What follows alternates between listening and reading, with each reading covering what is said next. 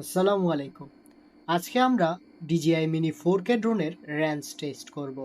এই টেস্টটি একমুখী হবে না, দ্বিপাক্ষিক।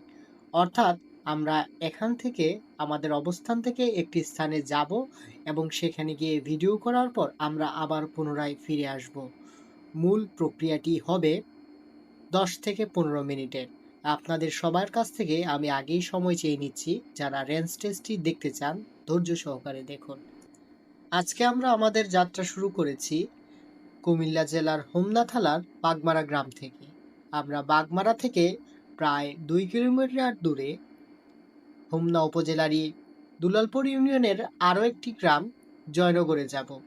আমাদের গুগল ম্যাপ অনুসারে মোট দূরত্ব প্রায় 2 কিলোমিটার। বাগমারা থেকে আমরা বাহের কালমিনা গ্রাম পার হয়ে যাব তার পরের গ্রাম জয়নগরে। জয়নগরে গিয়ে আমরা অধ্যক্ষ আব্দুল মজিদ স্যারের বাগান বাড়িটি ভিডিও করে আবার পুনরায় ফিরে আসব। এই 2 কিলোমিটার যোগ করলে 4 কিলোমিটার মোট রাস্তা হবে এবং আমি সেখানে গিয়ে সেখানকার ভিডিও করব।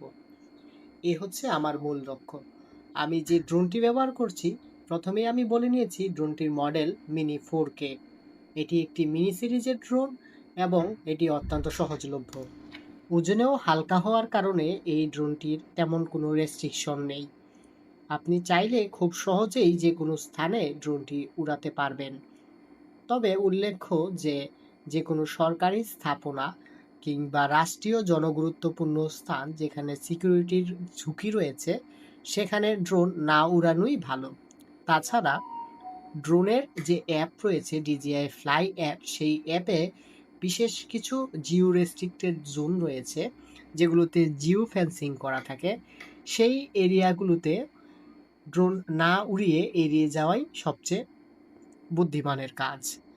তাছাড়া এয়ারপোর্টের আশেপাশে তো কখনোই ড্রোন উড়ানো উচিত নয়। আমরা ক্রমেই গ্রামীণ পরিবেশ দেখতে দেখতে এগিয়ে চলেছি আমাদের গন্তব্যের দিকে। ইতিমধ্যে আমরা পার করে এসেছি বাহের কালমিনা গ্রাম। বাহের কালমিনা গ্রামের নিচের যে রাস্তাটি রয়েছে এই রাস্তাটি দিয়ে দুলালপুর পর্যন্ত যাওয়া যায়। বাহের কালমিনা বাজার থেকে এই রাস্তাটি ভিটি কালমিনা হয়ে দুলালপুর গিয়ে পড়েছে। আমরা ক্রমেই আমাদের লক্ষ্যস্থান ধীরে ধীরে আমাদের স্ক্রিনে দেখতে পাচ্ছি এবং ইতিমধ্যেই আমরা পার করে এসেছি প্রায় 1.6 কিলোমিটার রাস্তা। ড্রোনের ক্যামেরায় দৃশ্যমান হলেও আমাদের লক্ষ্যবস্তু আমাদের কাছ থেকে এখনো বেশ খানিকটা দূরে।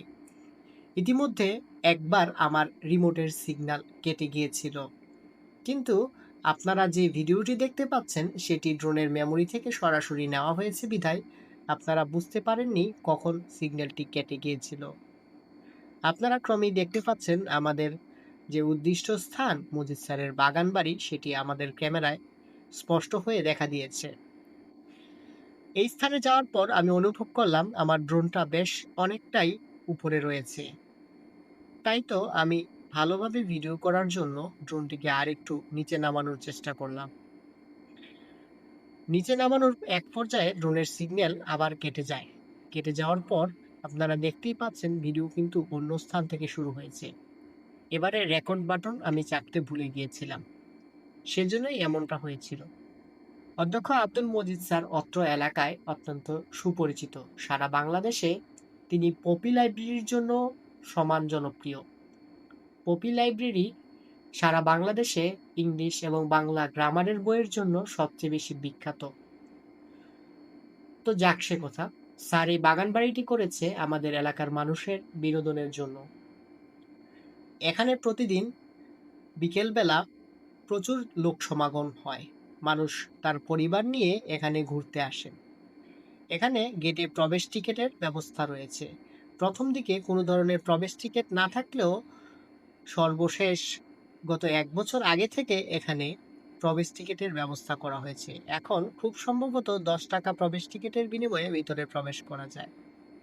তাছাড়া রিসেন্টলি সেখানে বোধহয় কিছু ওয়াটার রাইডেরও ব্যবস্থা করা হয়েছে।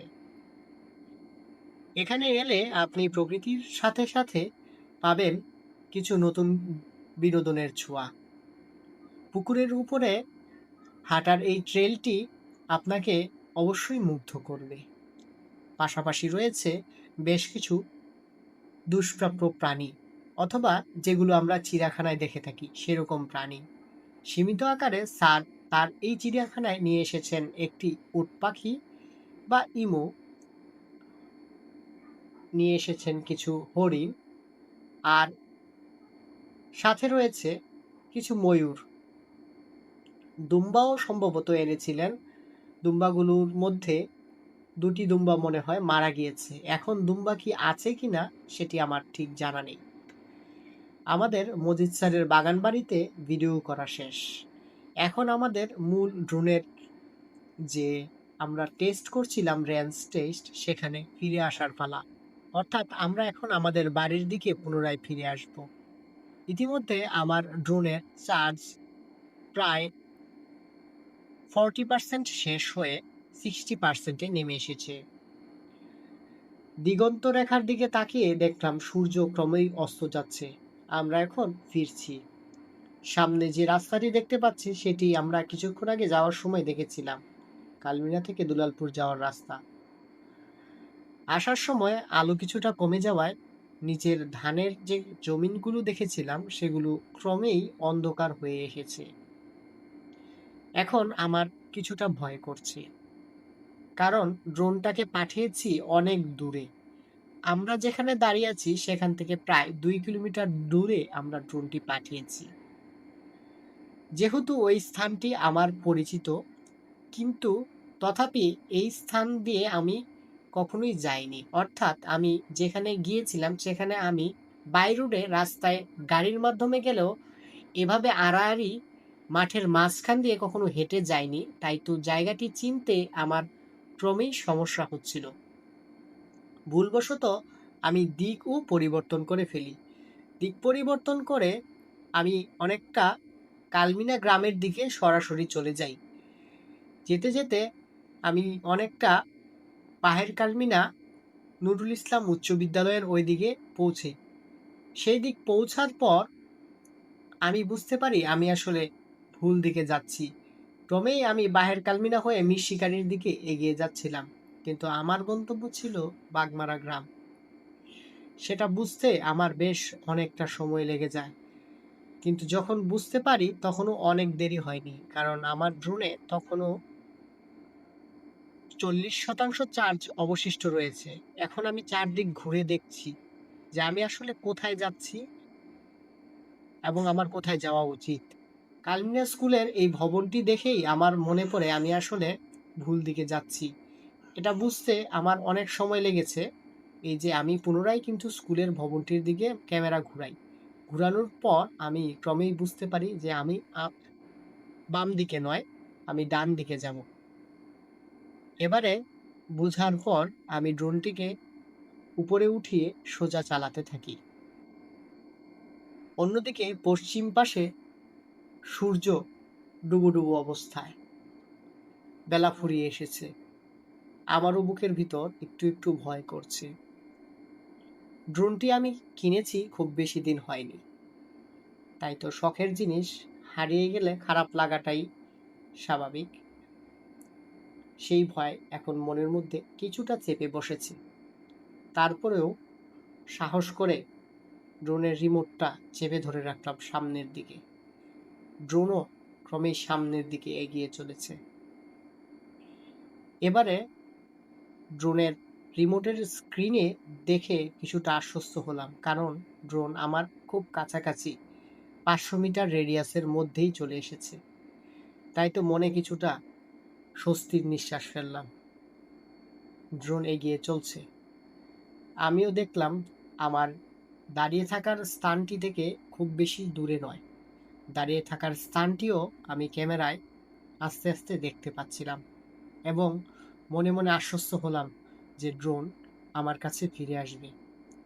আমার এই 2 কিলোমিটার রেঞ্জ টেস্টে আমি এতটুকু বুঝতে পেরেছি যে কোনো বড় ধরনের অবস্টাকল না থাকলে এবং আপনি যদি খোলামেলা জায়গায় থাকেন, খুব সহজেই আপনি 2 কিলোমিটার রেডিয়াসের মধ্যে DJI মিনি 4K ড্রোনটিকে উড়াতে পারবেন।